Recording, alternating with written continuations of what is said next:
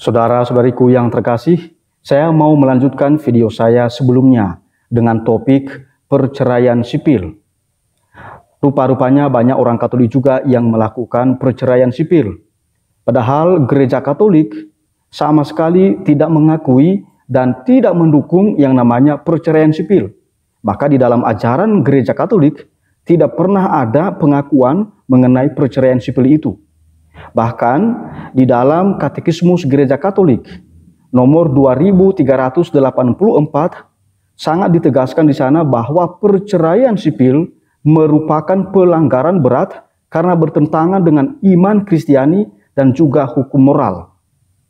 Dan sebenarnya saudara-saudariku yang terkasih, perceraian itu juga bertentangan apa yang menjadi sabda Yesus di dalam Injil Matius bab 19 ayat 5-6 dan juga Injil Markus bab 10 ayat 7-9. Di sana kurang lebih dikatakan, dengan demikian laki-laki meninggalkan ayah dan ibunya dan bersatu dengan istrinya. Mereka bukan lagi dua, melainkan satu daging. Apa yang sudah dipersatukan oleh Allah tidak boleh diceraikan oleh manusia. Jadi Allah sendirilah yang mempersatukan suami istri dalam ikatan perkawinan. Oleh karena itu, tidak ada kuasa manusia manapun yang memiliki kuasa untuk memutus atau menceraikan suami dan istri.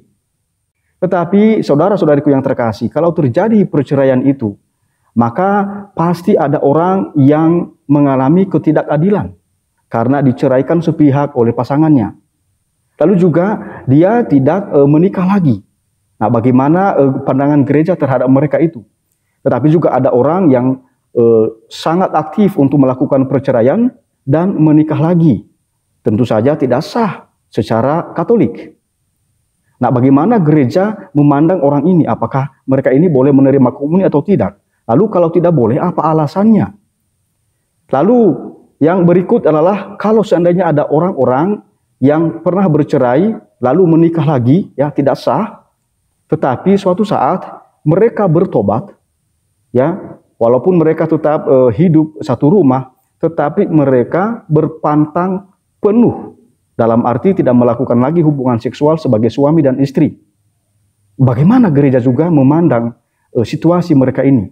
Apakah mereka boleh terlibat di dalam gereja?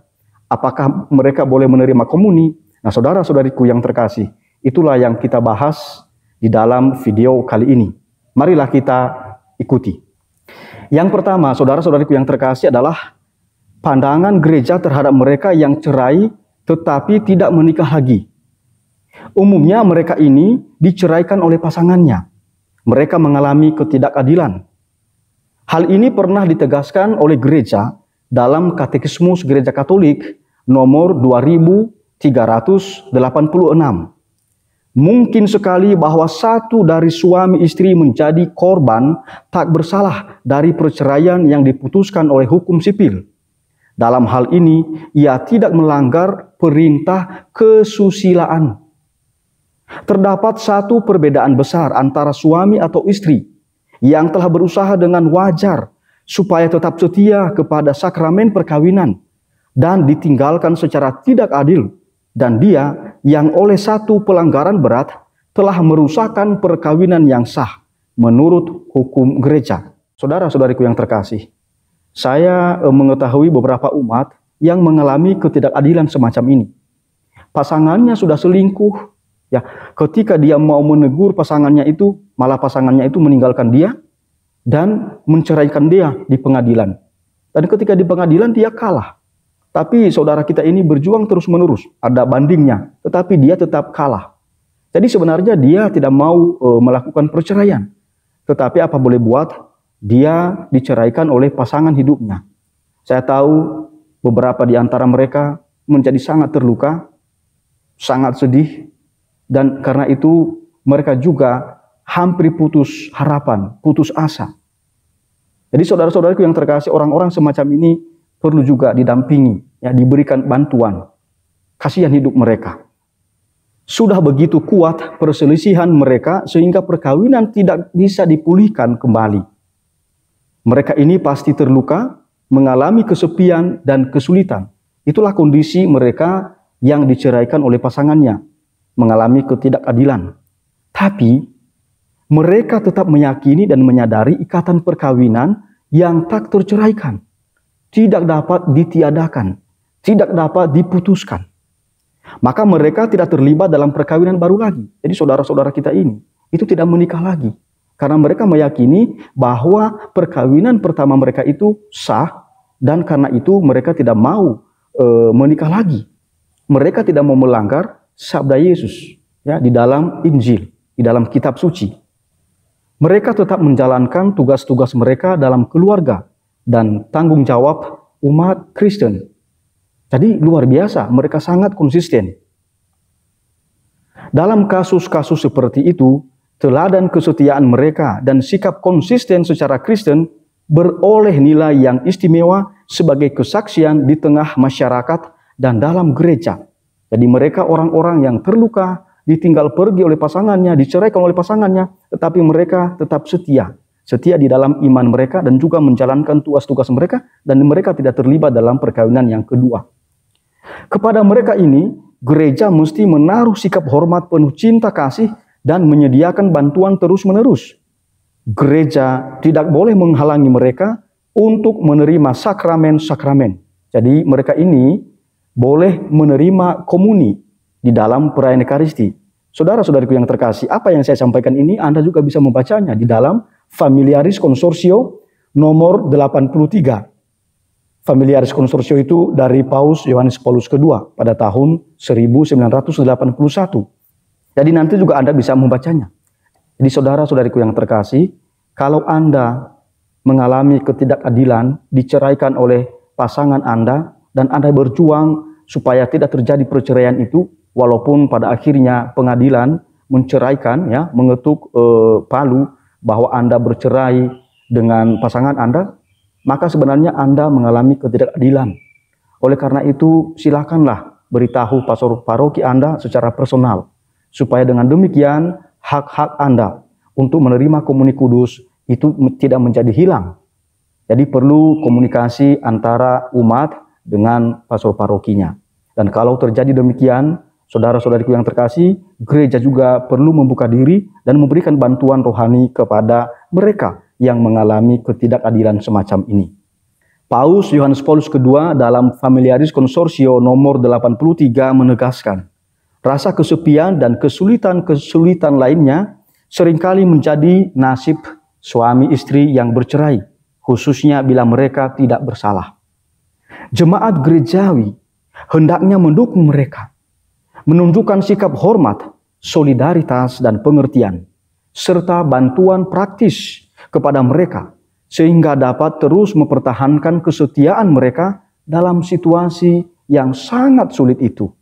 Jadi mereka tetap konsisten dan setia, ya, walaupun mengalami kesulitan yang luar biasa. Jemaat gerejawi hendaknya menolong mereka, memupuk rasa perlu mengampuni mereka. Sebab tindakan mengampuni itu tercakup dalam cinta kasih Kristen. Karena kadangkala, saudara-saudariku yang terkasih, ada juga umat kita, kalau melihat saudaranya sudah mengalami perceraian, maka mereka mencibir orang itu, ya, tidak menerimanya. Padahal mereka belum tahu apa yang dialami orang itu, bahwa dia mengalami ketidakadilan. Misalnya, dia ditinggal pergi begitu saja, atau ditinggal cerai sepihak, ya.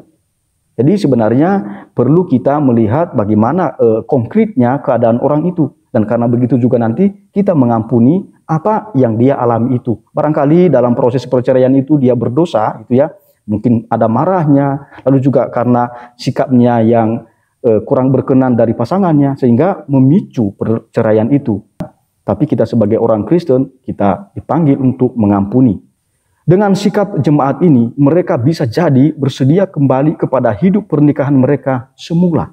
Jadi ini harapan kita, maka kita juga tetap mendoakan mereka yang gagal di dalam perkawinan, ya. Mana tahu dengan doa kita, dengan sapaan kita, ya, mereka kembali bersatu sebagai suami dan istri. Saudara-saudariku yang terkasih, saya memiliki pengalaman bahwa ada pasangan suami istri yang pernah cerai secara sipil. Lalu mereka merasa bersalah dan akhirnya mereka menyesalinya dan kembali menjadi suami dan istri. tentu saja ketika mereka daftarkan kembali ke dinas kependudukan, itu ya, dan catatan sipil, lalu mereka membutuhkan surat dari gereja untuk menyatakan bahwa mereka ini benar sebagai suami dan istri dan sudah diberkati dalam gereja Katolik. Tetapi tentu saja sakramen perkawinan yang telah mereka langsungkan dulu itu tetap sebagai perkawinan yang sah. Jadi hanya secara administrasi ya gereja mengeluarkan surat bahwa mereka sudah bersatu kembali sebagai suami dan istri setelah melakukan perceraian sipil. Jadi karena gereja melakukan pendekatan kepada mereka, akhirnya mereka bersatu lagi sebagai suami dan istri. Jadi kita mendoakan orang semacam ini yang menyadari kesalahannya dan juga kembali menjadi suami dan istri. Jadi ini pengalaman yang menurut saya luar biasa dan semoga keluarga ini diberkati oleh Allah dan mereka tetap setia di dalam ikatan perkawinan. Lalu yang kedua adalah mereka yang bercerai dan menikah lagi. Berarti tidak sah secara Katolik perkawinan keduanya itu. Ya. Paus Yohanes Paulus II menyesali bahwa ada umat Kristen Katolik yang bercerai menikah lagi secara tidak sah. Namun, Paus Yohanes Paulus II mengatakan, kami dengan sungguh-sungguh meminta para gembala dan segenap jemaat beriman untuk membantu mereka yang sudah bercerai. Hendaklah gereja mendoakan mereka, mendorong mereka, dan menunjukkan diri sebagai ibu yang penuh belas kasihan, serta tetap membantu mereka dalam iman maupun harapan. Maka mereka yang melakukan perceraian sipil dan menikah lagi, tentu saja tidak sah. Mereka ini tidak boleh ditinggalkan. Mereka ini perlu dirangkul. Mereka ini perlu diberikan harapan, diteguhkan, supaya mereka tetap kembali dalam gereja, menyadari kesalahan mereka, dan juga akhirnya bertobat di hadapan Allah. Akan tetapi, gereja menegaskan lagi praktiknya yang berdasarkan kitab suci untuk tidak mengizinkan mereka yang bercerai kemudian menikah lagi untuk menyambut Ekaristi suci. Jadi, gereja menegaskan ini. Mereka yang bercerai dan menikah lagi secara tidak sah, itu tidak boleh menyambut Ekaristi, tidak boleh menyambut Komuni Kudus. Mereka tidak dapat diperkenankan menyambut Komuni Kudus karena status dan keadaan hidup mereka yang objektif bertentangan dengan persatuan kasih antara Kristus dan gereja yang dipertandakan dan diwujudkan oleh Ekaristi. Jadi ini alasan yang sangat fundamental. Jadi kalau ada orang yang bercerai secara sipil lalu menikah lagi ya secara tidak sah karena belum dianulasi atau belum diputus oleh kuasa gerejawi ya karena ada alasan untuk itu, maka mereka dilarang menerima Komuni Kudus. Mengapa? Karena mereka membandel di dalam dosa ya, di dalam dosa berat. Dan itu ditegaskan misalnya di dalam kitab hukum kanonik ya, Kanon 915 sampai 916. Orang-orang yang membandel dalam dosa berat itu tidak boleh menerima Komuni Kudus.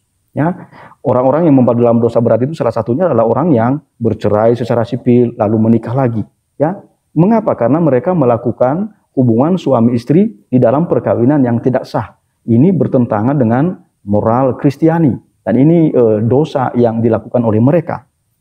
Maka saudara-saudariku yang terkasih, hal ini juga nanti sekali lagi silakan membaca Familiaris Consortio nomor 84 dan juga Katekismus Gereja Katolik nomor 1385 dan Katekismus Gereja Katolik nomor 2384 sampai 2385 karena sangat jelas larangan ini di dalam dokumen-dokumen gereja ini. Lalu tentu saja muncul pertanyaan, Romo, apakah ini bukan diskriminatif? Perlakuan gereja ini melarang umatnya yang sudah bercerai secara sipil dan menikah lagi untuk tidak menyambut Komuni Kudus. Mereka itu sudah dibaptis loh. Bagaimana pandangan gereja terhadap ini? Nah, saudara-saudariku yang terkasih, ini bukan diskriminatif dari gereja. Ya. Norma ini sama sekali bukan hukuman atau diskriminasi melawan mereka yang bercerai dan menikah lagi. Ya. Melainkan mengungkapkan situasi objektif yang dari dirinya sendiri membuat tidak mungkin menerima komuni suci. Jadi mereka sendiri, saudara-saudariku yang terkasih, yang membuat mereka terhalang menerima komuni. Mengapa? Karena mereka bercerai dan menikah lagi. Jadi perbuatan mereka ini tidak bisa juga ditolerir oleh gereja. Ya, karena nanti ada akibat fatalnya di dalam gereja. Jadi nanti bisa terjadi kebingungan ya di antara umat beriman. Kalau gereja tidak tegas mengajarkan sesuatu hal yang pasti ya dan fundamental. Mereka sendiri menghalangi penerimaan komuni suci karena status dan kondisi kehidupan mereka objektif bertentangan dengan perjanjian kasih antara Kristus dan gereja yang membuat Ekaristi tampak dan hadir. Selain itu, masih ada alasan pastoral. Seandainya mereka diperkenankan menerima komuni, maka dapat timbul kesan keliru dan kebingungan pada kaum beriman mengenai ajaran gereja tentang ikatan perkawinan yang tak terputuskan. Ini dikatakan oleh Paus Yohanes Paulus II dalam Familiaris Consortio nomor 84.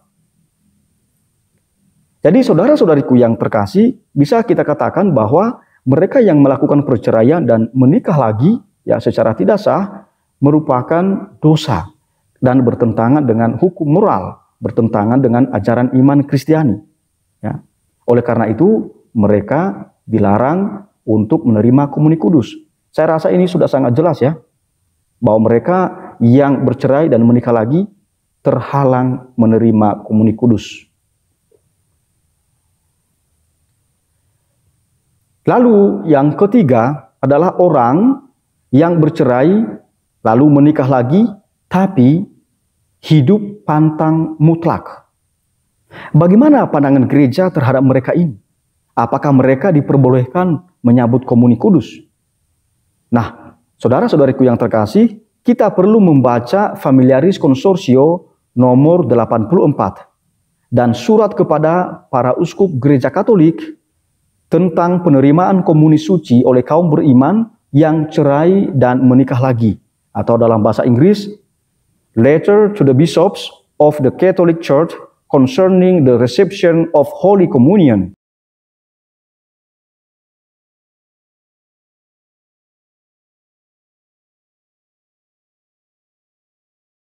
Iman ya pada tahun 1994 secara khusus di dalam nomor 4 ya. Saya bacakan demikian.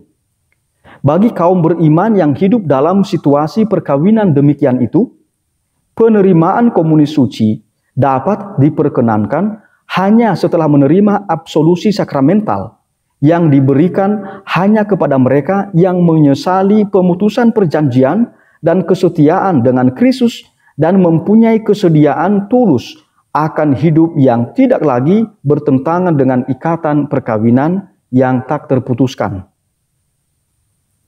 Secara konkret berarti bahwa bila keduanya karena alasan serius, misalnya demi pendidikan anak-anak, tak dapat memenuhi kewajiban untuk berpisah, mewajibkan diri hidup pantang mutlak. Artinya berpantang perbuatan-perbuatan yang khusus bagi suami dan istri. Jadi mereka sungguh-sungguh tidak melakukan lagi persetubuhan karena mereka tidak sah dalam ikatan perkawinan. Dalam hal ini, mereka dapat menerima komuni suci seraya memenuhi kewajiban menghindari sandungan. Jadi saudara-saudariku yang terkasih, ada persyaratan tertentu di mana orang yang sudah pernah bercerai dan menikah lagi secara tidak sah dapat menerima komuni kudus. Ya, syaratnya adalah pertama, mereka ini menyesali bahwa mereka telah melakukan pelanggaran dosa berat di dalam gereja Katolik karena mereka melakukan perceraian. Ya, mereka harus menyesali itu dan mengaku dosa. Sehingga dengan demikian mereka memperoleh absolusi dari pengakuan dosa dari Bapa pengakuan. Ya. Lalu yang kedua, ada kewajiban mereka. Misalnya karena mereka mau mendidik anak-anak mereka, mereka mau bertanggung jawab.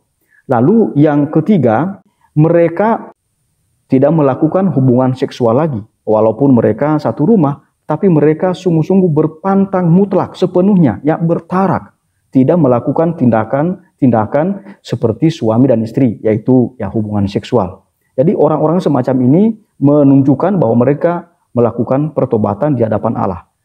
Lalu yang keempat ialah tidak menimbulkan sandungan di antara umat beriman lainnya. Jadi nanti juga dilihat apakah nanti kalau mereka justru diberikan komuni kudus, menimbulkan sandungan kepada umat yang lain. Dalam arti ya, kok gereja melakukan hal yang demikian? Apakah perceraiannya yang sudah dilakukan oleh umat itu diakui oleh gereja? Ya, itu menimbulkan sandungan. Jadi saudara-saudara yang terkasih, gereja juga harus mencari cara-cara yang bijak supaya orang-orang yang telah cerai dan menikah lagi ini tetapi melakukan pertobatan-pertobatan, justru mereka diberikan kebutuhan rohani mereka dan hak-hak mereka di dalam gereja. Saudara-saudariku yang terkasih, ya, gereja selalu mengatakan bahwa orang-orang yang sudah melakukan perceraian ini jangan berpisah dan dipisahkan dari gereja. Ya. Jadi Yohanes Paulus II dalam Familiaris Consortio nomor 84 dan juga ya Kongregasi untuk Ajaran Iman yang menulis surat kepada para uskup pada tahun 94 juga menulis hal yang sama. Ya, tidak boleh mereka ini ditinggalkan atau memisahkan diri dari gereja. Kita melihat apa yang disampaikan oleh gereja. Mereka yang cerai dan menikah lagi ini perlu diperhatikan oleh para gembala, ya, para gembala gereja, dan mengusahakan agar mereka jangan menganggap diri terpisah dari gereja. Karena sebagai orang-orang yang telah dibaptis, mereka dapat dan bahkan harus berpartisipasi dalam hidup menggereja. Maka wujud keterlibatan mereka misalnya mendengarkan sabda Allah, ya, mengikuti perayaan Ekaristi, kendati mereka terhalang menerima komuni kudus. Jadi kalau saudara-saudariku yang terkasih, kalau ada orang yang terhalang menerima komuni kudus, bukan berarti juga mereka terhalang untuk ikut perayaan Ekaristi. Mereka boleh datang karena di sana mereka mendengarkan sabda Allah dan juga berkomunio dengan umat yang lainnya. Oleh karena itu, mana tahu dalam kehidupan semacam ini mereka bertobat, ya, mereka mengakui kesalahan di hadapan Allah. Lalu berikutnya adalah bertekun dalam doa dan juga mereka terlibat di dalam amal kasih, berderma kepada orang lain, yang membantu orang lain. Lalu terlibat dalam kegiatan komunitas gerejawi, ya, misalnya di lingkungan, ya, di kring, itu ya, di komunitas basis gerejawi, itu ya, mereka terlibat juga, ya. Lalu berikutnya adalah memelihara semangat dan karya tobat dan dengan demikian setiap hari mohon rahmat Allah. Jadi mereka ini juga tetap kita panggil untuk terlibat di dalam gereja, kendati ada hak-hak mereka yang terhalang karena kondisi mereka melakukan perceraian dan menikah lagi. Saudara-saudariku yang terkasih, kalau kita mendengar paparan ini, maka gereja sangat bijaksana menghadapi umat kita yang telah melakukan perceraian dan menikah lagi secara tidak sah. Kendati mereka itu orang berdosa, telah melakukan pelanggaran terhadap ajaran gereja dan sabda Yesus sendiri, tetapi gereja tetap membuka diri kepada mereka untuk terlibat di dalam gereja, ikut perayaan Ekaristi, kendati mereka terhalang untuk menerima komuni kudus, dan mereka juga dipanggil untuk setia mendengarkan sabda Allah dan melakukan pertobatan-pertobatan. Oleh karena itu, saudara-saudariku yang telah melakukan perceraian dan sampai sekarang juga terlibat di dalam perkawinan yang tidak sah, Anda tetap dipanggil oleh gereja untuk melakukan pertobatan dan ikut serta terlibat di dalam gereja. Entah itu dalam perayaan Ekaristi, walaupun Anda terhalang menerima komuni, juga dalam kegiatan-kegiatan lingkungan, kring, atau komunitas basis gerejawi. Saudara-saudariku yang terkasih, dalam situasi Anda seperti sekarang ini, melakukan perceraian dan menikah lagi secara tidak sah, Anda terus ya tidak putus asa untuk mencari pengampunan dari Allah. Kami mendoakan Anda. Tuhan memberkati.